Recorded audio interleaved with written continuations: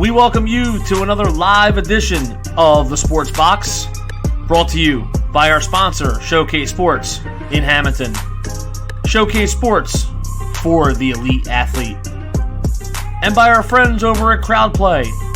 Download the free CrowdPlay app today and check them out at www.crowdplayapp.com for details. Ladies and gentlemen, it's showtime.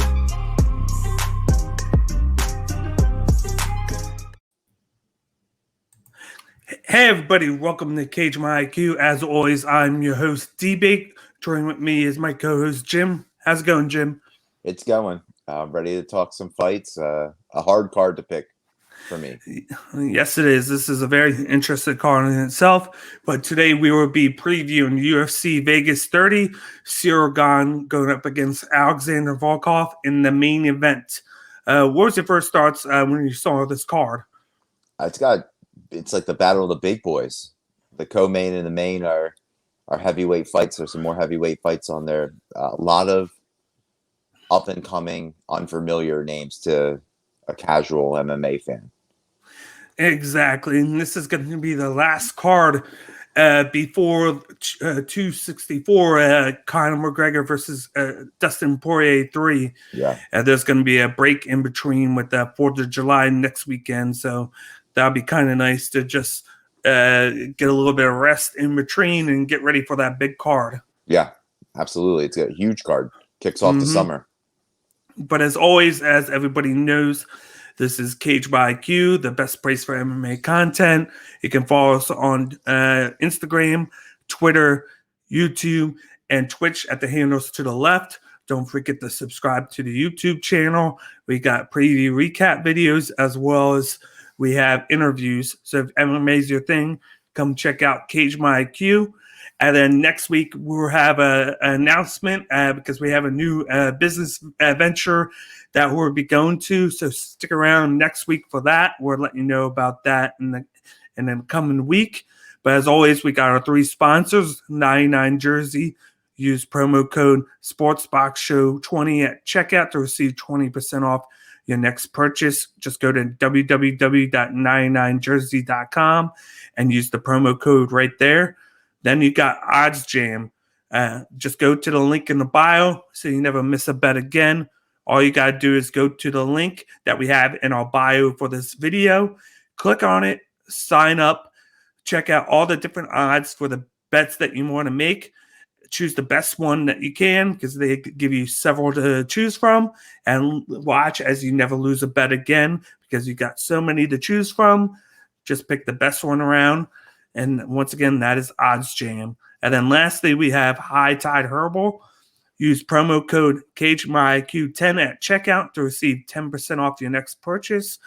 This is run by coaches and athletes who specialize in wellness, and what they want to do is help in your recovery. So they got all these products from soap, suds, and everything in between to help you with your recovery. And all the products have CBD in it to help the process. So once again, go to www.hightideherbal.com and use the promo code right there to receive 10% off your next purchase. Are you ready now to get started with this preview? Yeah, I'm ready to rumble.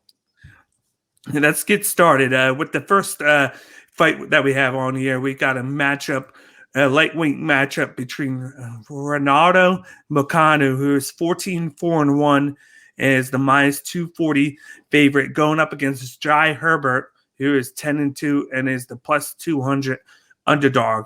What do you see with this? Yeah, I mean, honestly, this is an early contender for fight of the night for me. I think Renato Moicano has had some troubles with his chin as of late. He's coming off a loss, but out of his last 5, he's got 3 out of his last 5 were losses. I expect these two to throw often and a lot and throw a ton of volume. And I expect Moicano to move better, which we've seen in his last 2 fights with his move at lightweight. His gas tank has been improved because that drastic weight cut hasn't had to happen.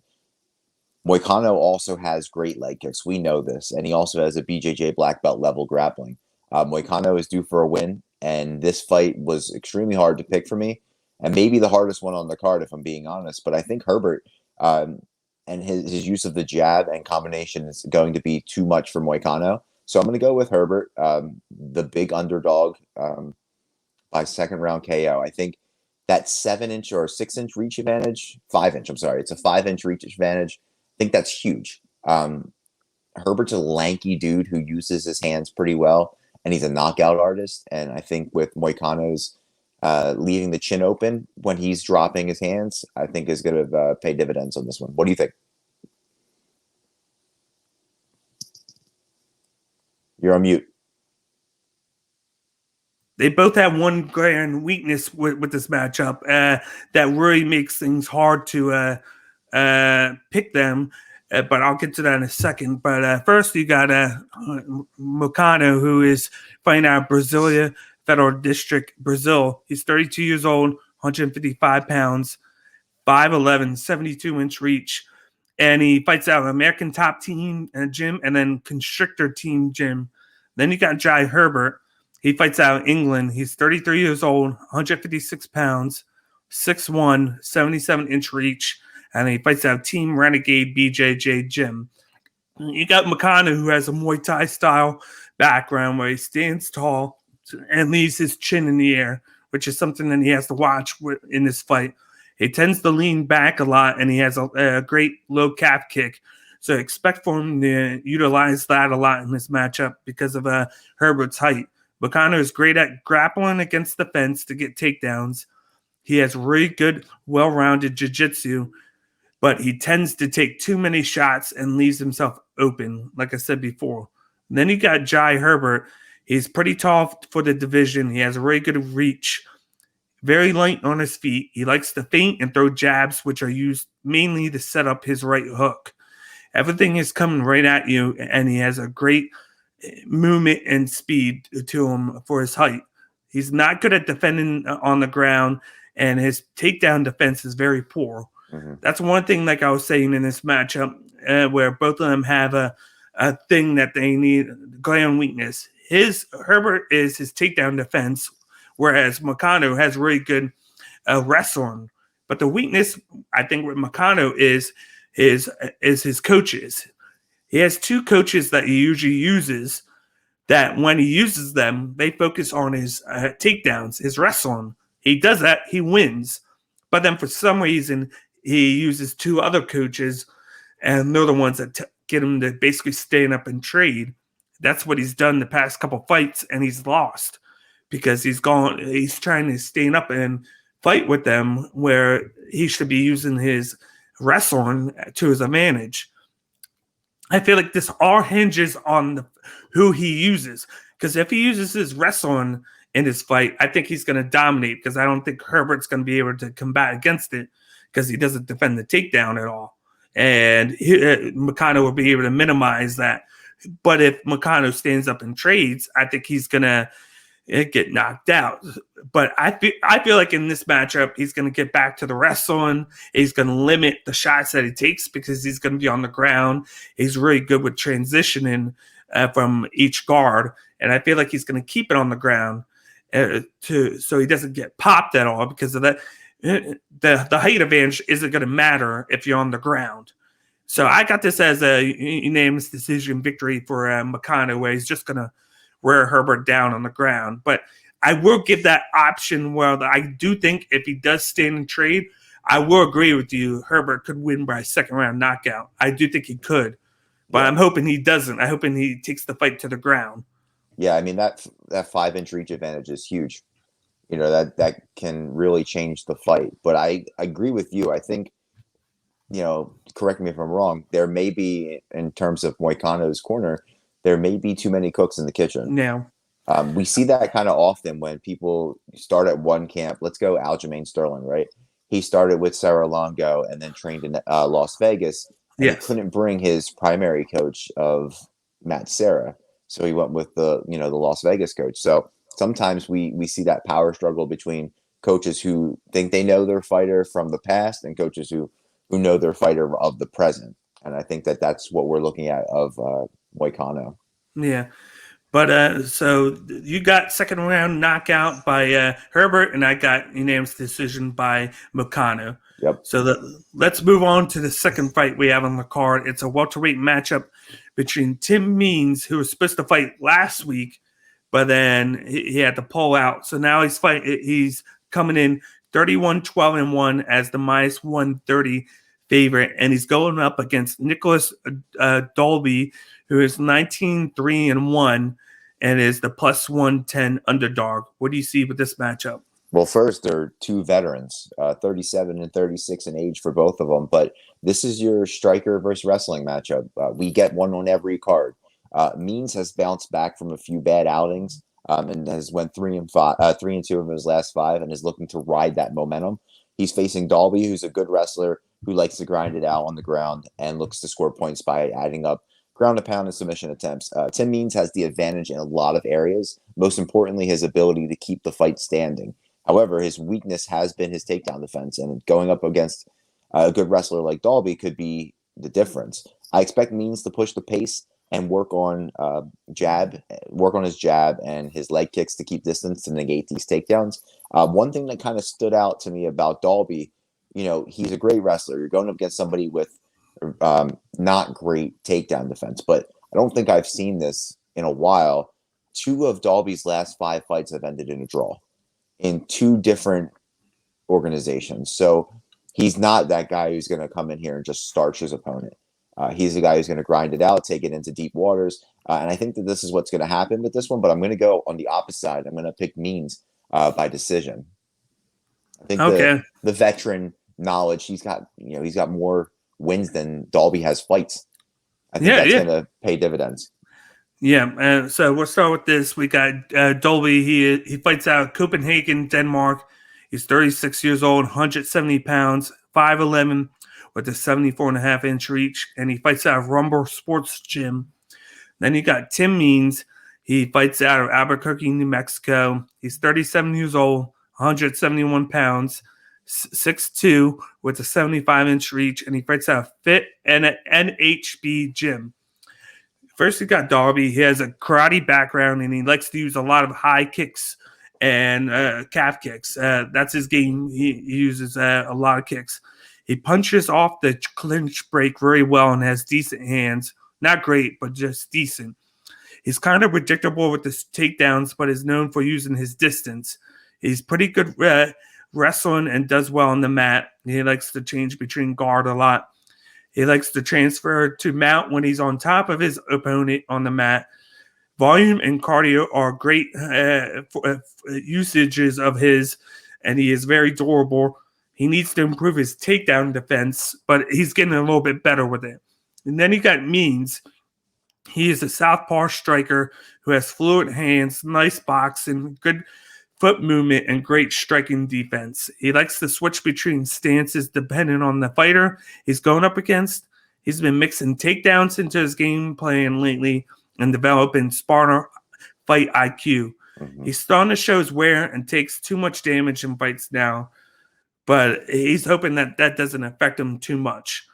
In this fight, just like last one, these fights are hard to dictate. Yeah, every single one of them.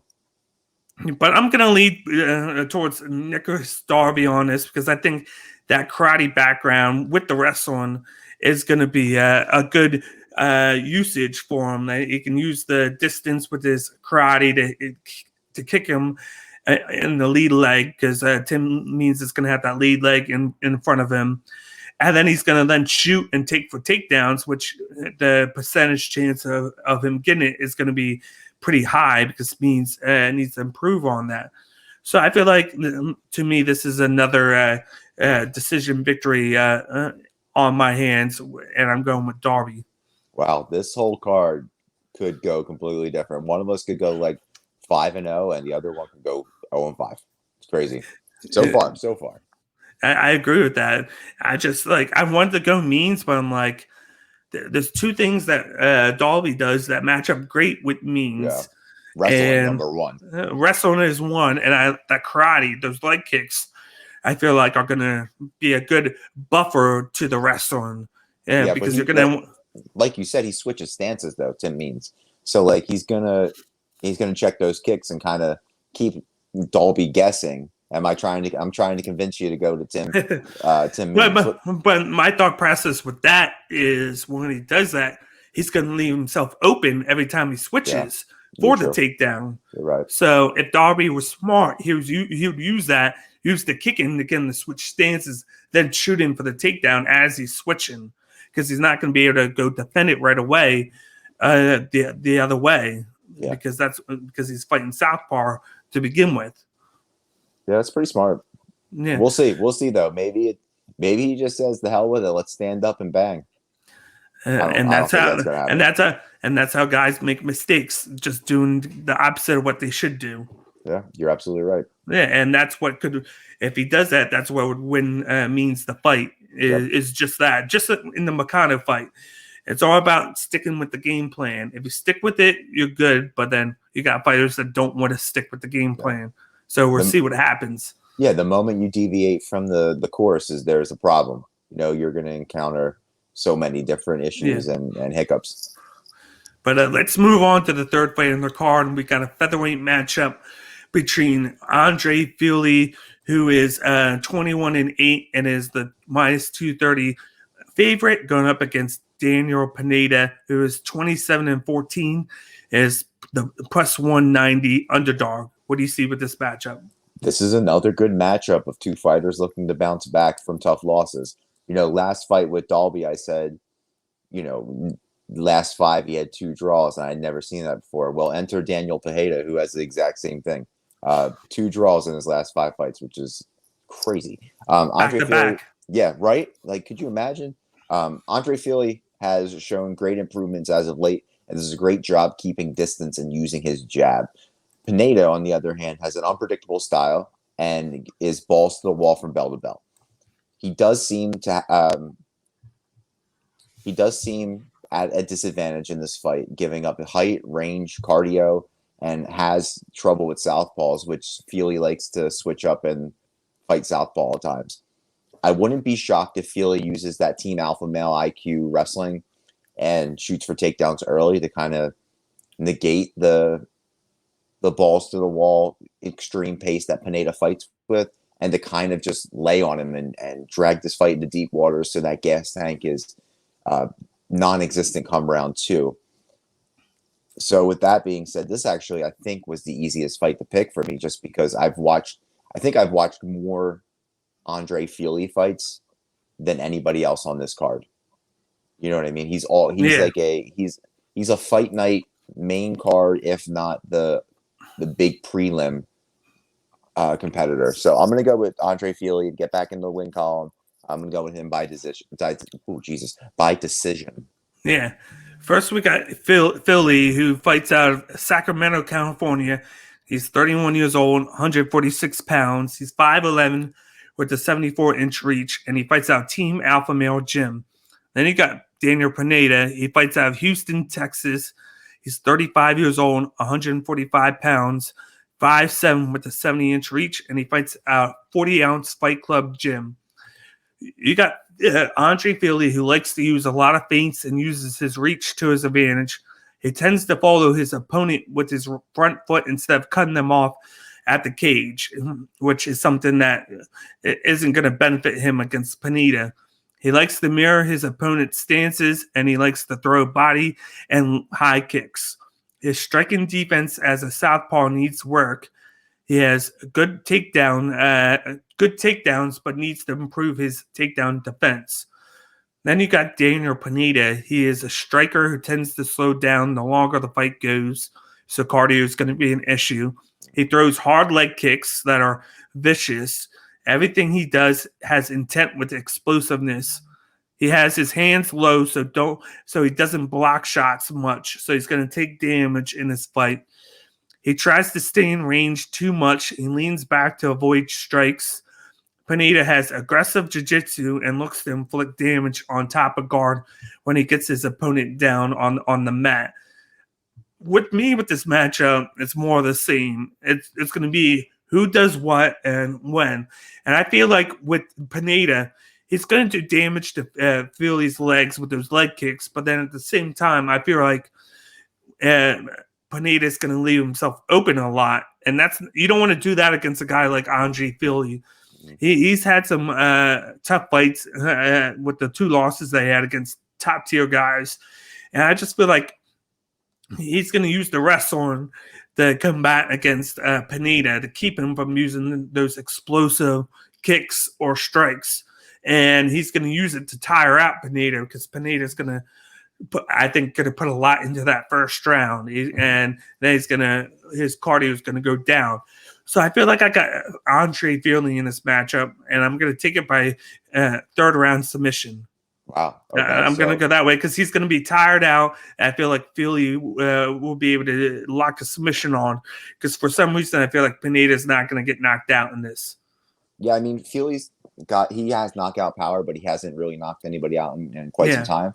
He does have that 4-inch reach advantage, which is pretty glaring in this fight because of the use of the jab. I remember his last fight, even though he lost, he utilized that jab very well, and he's been increasingly improving his stand-up game as of late. So I'm looking for like Andre Touchy-Feely 3.0 in this one. We saw 2.0 a couple fights ago, and now we're going to get 3.0.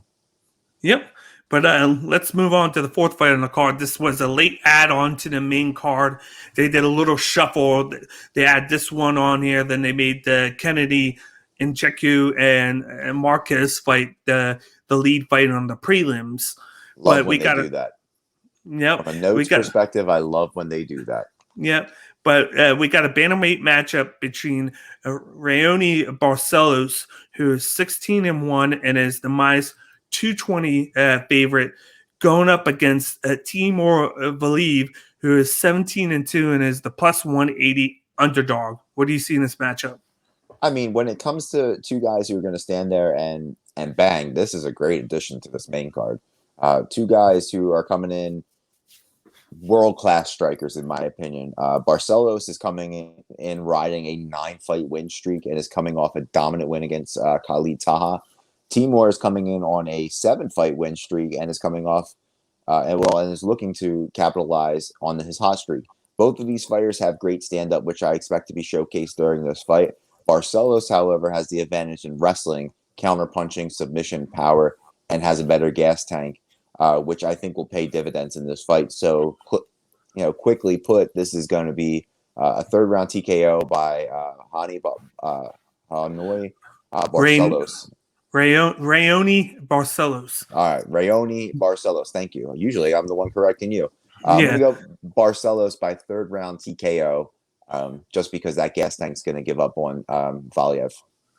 And first, we got Raoni Barcelos. He is fighting out of Rio de Janeiro, Brazil. He's 34 years old, 135 pounds, 5'7", with a 67-inch reach, and then he fights out Rizzo RVT Gym.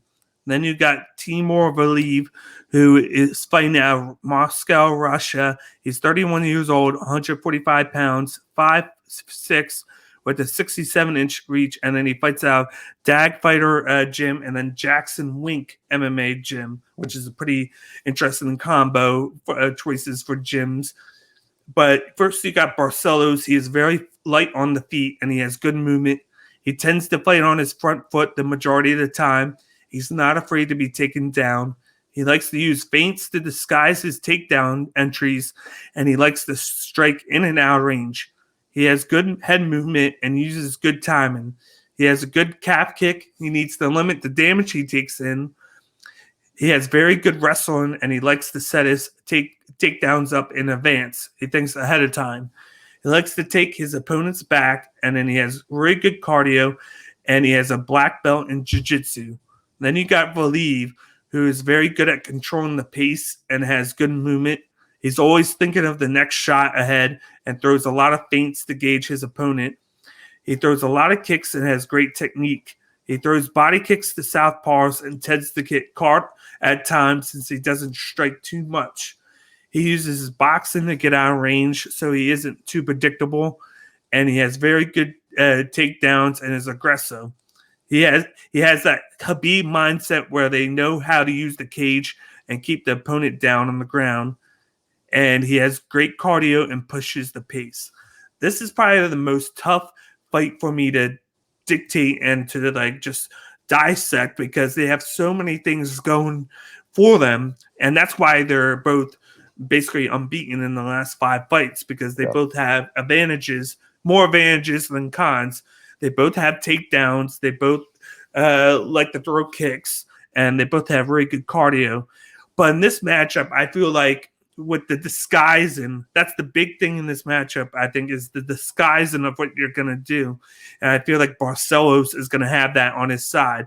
I think they're both going to be training takedowns, and I believe Valiev is going to be a big matchup for him. But I just feel like the power is going to be on Barcelos' side, whereas Valiev, he's going to be content with the takedowns and just trying to wear him out and keep him on the ground as where he's trained at the Dagfighter gym. That's what they're probably trained at, because I believe he's from Dagestan. So I feel like Barcelos is going to keep the fight on the feet, use all that. And I'm going out on a limb. I'm going second round knockout by Barcelos. Okay, so we're both on the same limb. Mine's just a little higher with the third round. Yeah. I'm curious to see what happens with Valiev, because his last fight, he looked really good. He fought Martin Day, dominant performance, but that was at featherweight. So he's looked very good, 10 pounds heavier, and now he's dropping 10 pounds, which could, we've seen it before with Khabib. When he gets on that scale, he looks drained. But then he goes, Khabib's a whole other animal. I don't know why I brought him up. But who knows what that weight cut's going to be like going, when you're comfortable at 145, now you're dropping down to 135 again. And then he might lose some of that, some power. Yeah. He might gain speed, but he might lose power. And then Barcelos has power in that division. So that's going to be a thing to look into because of everything that they both do. I just feel like in this matchup, I really like Barcelos. He disguises the takedown. And then just his movement. He has movement and timing. That's going to be key. And then the calf kicks. He's gonna be more accurate, and he might even have a lot more volume on his side. Whereas Valiev is going to be all about the takedowns. Yeah, Barcelos really moves his head very well. Yes, like he doesn't absorb a lot of strikes, throws a good amount, but doesn't take a lot of damage. Mm-hmm. So yeah, this was when you say hard, this one was pretty good, easy for me, just because I'm a big proponent of like the weight cut, right? I've talked about it, I think, on every podcast we've done. So if you're dropping down and you look good at a weight class, you're dropping down, I don't know, it could be dangerous. Yep. But let's move on to the co-main event of the evening. We got a heavyweight matchup between Tanner Boser, who just fought a couple weeks ago. He is coming in 19-8-1 and is the minus 170 favorite, and he's going up against Ovince St. Preux, who's 25-15 and is the plus 145 underdog. What do you see in this matchup? Well, I see OSP is back at heavyweight on a short notice fight against a man who is looking to get back on the winning side of the decision in Tanner Boser. Lately, OSP has been a more cautious fighter and keeps distance, looking for a kill shot. Boser likes to move forward, and he likes to headhunt and move within the punches. When I'm watching that fight between OSP and Ben Rothwell, the main event, not the main event, but the debut at heavyweight, I was pretty underwhelmed, if I'm going to be honest with you. I thought OSP going in there was going to dominate. Lightweight moving up. He moves faster. He's a big guy, 6'3", has a really decent reach at 80 inches. And he was just overwhelmed by Ben Rothwell. And I think that's going to be the same thing with this fight with Tanner Boser. Boser just moves right forward, gets you back on the cage, and just wails on you. Now, the thing that could kind of play the opposite for Tanner Boser is OSP's great on the ground. That Von Flue choke is amazing. They should call it the OSP choke or the St. Preux choke, but if he just hasn't used it in a while. Yeah, because I don't think he's had the opportunity. He's kind of turned into Tyron Woodley to me, where he just stands there, moves distance, does enough to get ahead on the scorecards, but doesn't do enough damage. He looks for that kill shot, and it looks very cautious. And I think that is going to go into it a little bit more after that fight with Jamal Hill, where it exposed him, in my opinion. So I'm going to go with Boser. I think he's going to be too much. I'm going to go with Boser by decision. I think he gets right back in that. Who do you got in this fight? This was a pretty good one, but I'm going to test you with that because I feel like the big thing with Vince St. Preux is the fact that he has basically a glass chin now, and I think that's why he acts the way he does now. But first, you got Vince St. Preux, who fights out of Knoxville, Tennessee. He's from Haiti. He's 38 years old, 207 pounds, 6'3" with a 80-inch reach, and he fights out of Knoxville Martial Arts Academy Gym. Then you got Tanner Boser, who is fighting out of Bonneville, Alberta, Canada. He's 29 years old, 242 pounds, 6'2", with a 75.5-inch reach, and he fights out of Hayabusa Training Center Gym. First, you got Vince Preux. He's a southpaw fighter who likes to use his kicking game. His hands need improvement, but he likes to throw check right hooks. He leaves his lead hand low, which is concerning, and he has awkward bounce at times. So it looks like when he gets hit that he's stumbled, but it's just him with his awkward bounce. His body kicks and high kicks are his go-to shots. He's very good submission game, as you said, with the Von Flue choke, and he's really good on top of his opponent on the mat. His chin is really bad, and he tends to gas out pretty fast now. Then you got Tanner Boser. He throws a lot of feints and has the hand speed advantage against most fighters in the division, but his striking is pretty limited. He has speed and volume and likes to throw the overhand rights. He has a good lower calf kick, has good footwork, and a granite chin. He has subpar get-ups when he gets taken down, and then he needs to stay on his feet. He likes to throw it at kickboxing range. That's where he's most comfortable. I think just like you said in this matchup, you would want to, on paper, go with Vince St. Preux because of his height, his reach, and just the intangibles that he has. But I just feel like he's fighting scared. You look at it, it's all on what St. Preux shows up. That's why he's rotated wins and losses, because he puts in a good performance and then he puts in a horrible one where he gets knocked out or basically just beat up.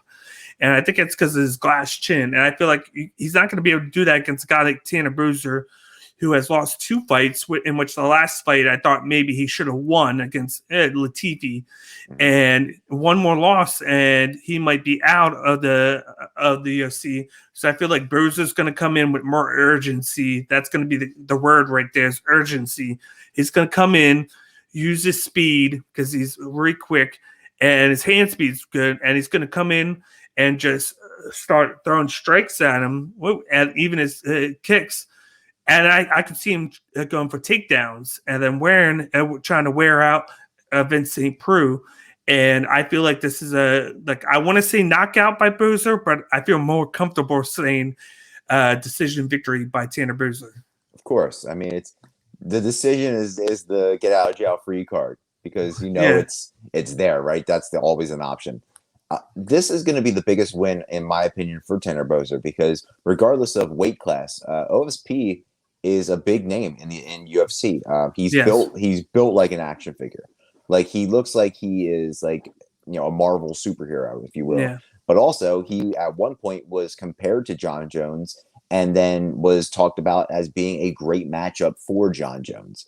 So it's experience, age catching up with OSP, and the divisions getting faster and stronger. Yeah. And a little more quicker than what he's used to. But I'm always entertained when OSP fights. I think this is going to be a good fight, but I'm going to stick with Tanner Boser. Yeah, I just feel like he's going to be more urgent, and I feel like he's going to fight more aggressive, and he'll be able to get ahead on the scorecards. The only thing he has to watch out is himself getting knocked down. I think he could be dominating, and all of a sudden Vince Preux could have a really good minute, and then pull off like an upset somehow with like a knockdown. But I think in this matchup, I'm still going with Boser. Yeah, me too. But let's move on to the main event of the evening. The reason we're here, I'm excited for this matchup. We got a heavyweight matchup going on between Ciryl Gane, who is 8-0 and is the minus 170 favorite, going up against Alexander Volkov, who is 33-8 and is the plus 145 underdog. What do you feel about this main event? Well, first, this has title implications in my mind. I think everybody else in the heavyweight division is booked up at this moment. So these guys are the first ones out. Whoever wins this probably gets the next shot, if it's impressive, because I was saying that when Gane fought Rosenstruik. Both of these guys are coming off of victories, albeit Volkov's win was more over Walt Harris. I remember that episode quite vividly. I think that's the episode you went in on Walt Harris. Yes. Was much more impressive than Gane's versus Rosenstruik. I was completely bored with that fight. I expected so much more from Ciryl Gane, and I think if we're going to say played it cautious like OSP, I think he played it cautious. I wouldn't say Gane played it cautious. I just felt like with him fighting his fight, Rosenstruik's the one who's staying back, and it's just like it just made it look like he was fighting cautious, but that's his game, using his distance, and that's what he did. I thought that fight was so boring. I likened that to the Ngannou Derek Lewis fight. Like that was a snooze fest, and I thought that was going to be like first round TKO, like on either side, because these guys can just stand and bang.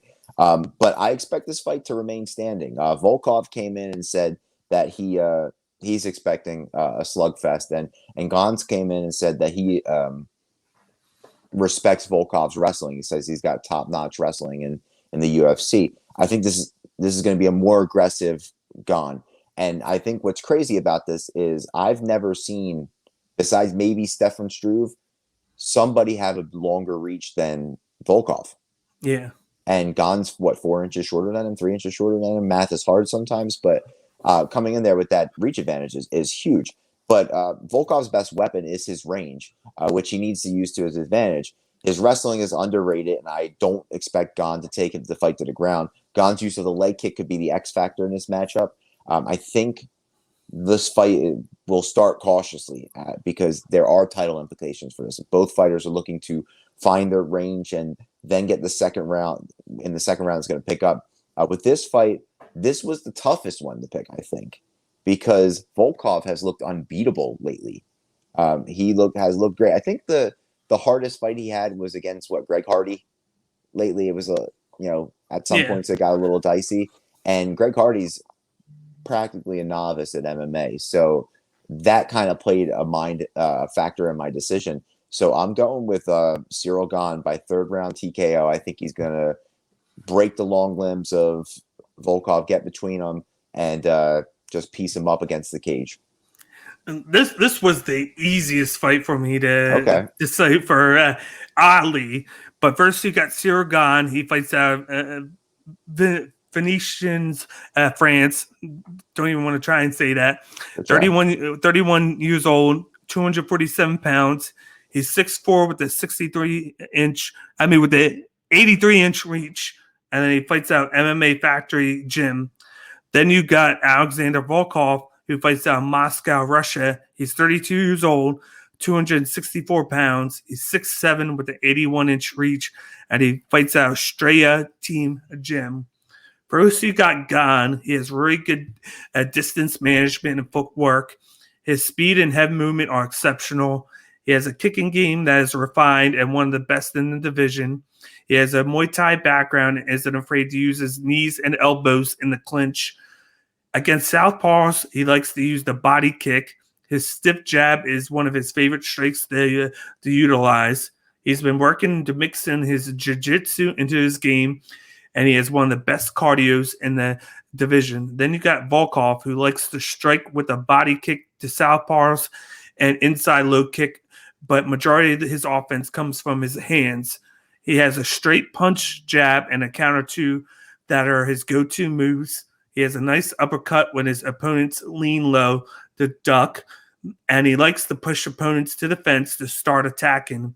His takedown defense needs works, and then he has a great chin and powerful punches.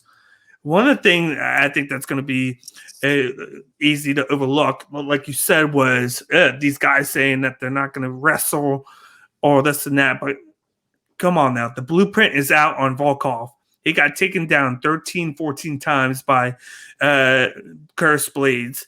And Ciryl Gane has a pretty good wrestling background. I feel like it'd be hard-pressed to say that he's not going to use it or to use it at times to just calm the situation down when Volkov tries to get heated up and get him to the cage, because all he has to do is take him down, and which is going to be easy. But I feel like he's going to utilize his distance. That's his bread and butter. He utilizes his distance. He's going to use those leg kicks, kick him, move back, come in and strike. I could see him trying to get in close, because that way Volkov can't use his striking range, because he's going to be in too close. Use those elbows, use those knees, use everything in his arsenal to wear out Volkov, because Ciryl Gane can go for 6, 7, 8 rounds. He has that exceptional cardio, and I feel like he's going to pick up the win. It's just a matter of what. And I think I'm going to go with the 4th round knockout. I think I'm going to go with that. I think he's going to use the wrestling early on to limit ties what Volkov can do with his legs, and then he's going to get up and he's going to use the distance. And like, you got a guy like Volkov who's starting to use his traits, because he came in from light heavyweight, so now he's building up the weight. And so I think he's not going to utilize the wrestling against Volkov as much, because Blades is a heavier guy. But I think he's going to be able to use it because Volkov doesn't know how to defend it, because of his long legs. It's easy to take him down with him. So I'm going to go with 4th round knockout by Gane. Okay, so let's play our fun game. Yeah. That we do every episode. Ciryl wins this fight. Yeah. Right? Volkov's ranked below him. Does this, if he wins impressively enough, does this do enough to get him a shot at the winner of Francis and Derek? Or does this say, like, okay, well, we have somebody waiting in the wings, and it's Jon Jones? See, the problem is the logjam, like we always know. You got Jon Jones, who was supposed to get the fight, but now he doesn't want to fight until as soon as January of 2022. Yeah. Then you got Derek Lewis, who's probably going to get the shot now. Then you got Stipe, who's probably coming back. I feel like one of the best moves is to go Ciryl Gane and Stipe.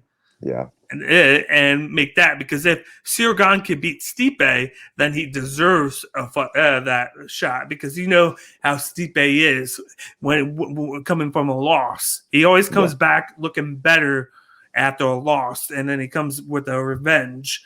So you got all these guys that want title shots, but you can only go at one, and the others, it's either going to wait a long time, or they're going to wind up just taking a fight just so they don't sit dormant for a long time. And I feel like with Stipe, I think Dana White will be like, here, Gane won, fight him, and then I'll give you the next shot, because I don't want you sitting too long.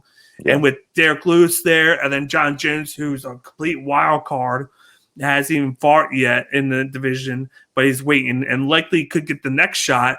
This will allow them to both fight, say, October, and then by the time like Jon Jones fights, it'll be a couple months later, and then you could be set up to get the next title shot. So I think that would be the best move. Yeah, the Jon Jones monkey wrench that's thrown into this whole thing frustrates the hell out of me, because like I'm a fair guy, right? Fair play type of guy, where I think you got to earn that title shot. Not saying that Jon Jones hasn't earned, the right to be called one of the GOATs, and obviously he's as good as he is, but there's people who have been fighting and scrapping to get that number one contendership fight in the heavyweight division, and Jon Jones comes in and allegedly, this is all based on hearsay and tweets that he just wants to fight next year when he's, he looks enormous as a heavyweight right now. It looks scary, deadly.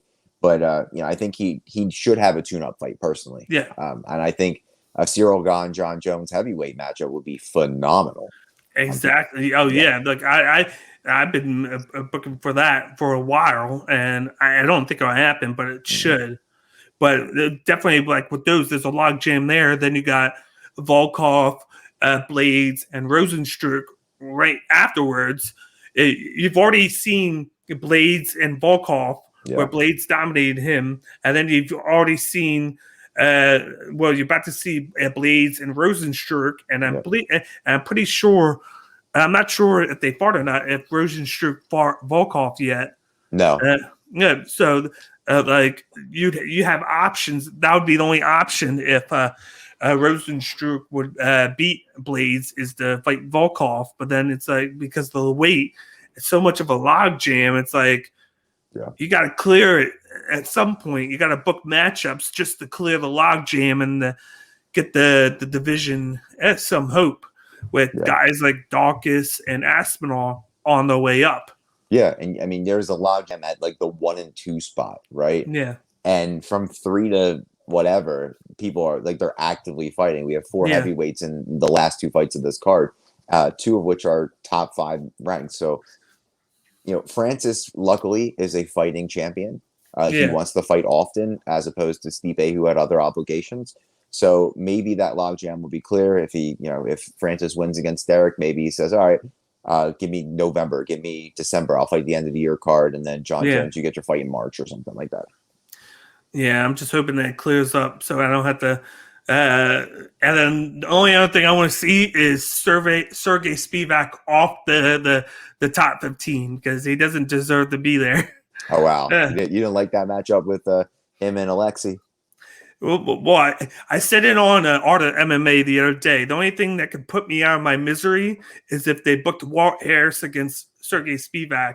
That would put me out of my misery. That might be coming.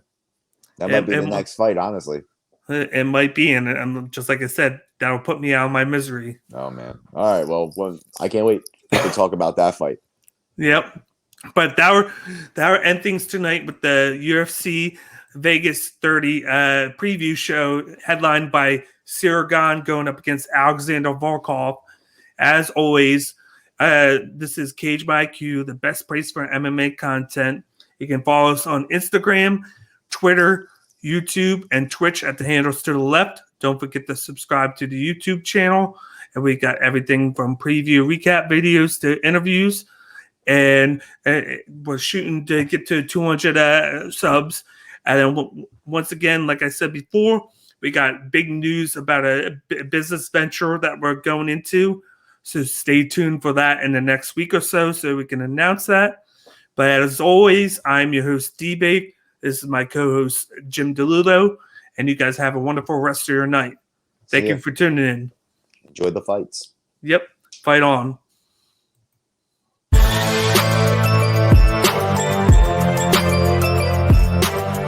Thank you for watching this episode of Cage My IQ on the Sports Box. Please remember to follow us on all of our social media outlets. On Facebook at Sportsbox Show, Twitter at Sportsbox Show, Instagram at The Sportsbox Show. Find us on YouTube and join Outside the Box, our Facebook sports discussion group. The Sports Box is brought to you by our sponsor, Showcase Sports in Hamilton. Showcase Sports for the elite athlete. And also our friends over at CrowdPlay. Download the free CrowdPlay app today and use promo code THEBOX at sign up for 10 free points. Thank you for joining us.